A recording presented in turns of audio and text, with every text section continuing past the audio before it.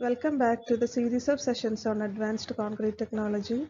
We were discussing module 3 mineral mixtures. In this session, we will be discussing about ground granulated blast furnace slag. In the previous sessions, we have discussed artificial pozzolanas such as fly ash, silica fume, and metakaolin. Today, we will be discussing about blast furnace slag. Slag is an industrial byproduct from blast furnace. Blast furnace is an industrial setup for the production of iron from its ores. It is observed that slag has good cementitious properties, which makes it possible to be replaced by cement up to 50%. For the production of GGBFS, molten slag is rapidly chilled by quenching, and as a result of which glassy, sand-like granulated material is produced, which is further ground to a particle size of less than 45 micron, as a result of which we get GGBFS with a surface area of 400 to 600 meters square per kilogram, which is much higher than that of cement. GGBFS is a white-colored powder which is having a bulk density in the range of 1000 kg per meter cube, and it is having a specific gravity of around 2.9.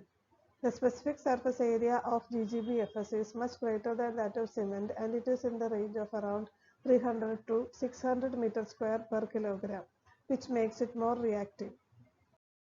Considering the chemical properties of GGBFS of a random sample, we can see that it contains around 30 to 45% of lime, 30 to 38% of silica, and 15 to 25% of alumina. The remaining oxides which it contains in small quantities are ferric oxide, magnesium oxide, and manganese oxide. Larger quantities of lime makes GGBFS more reactive than other pozzolanic materials. Now let us consider the effects on the properties of concrete by the addition of GGBFS. Research shows that addition of GGBFS reduces the unit water content necessary for the same slump.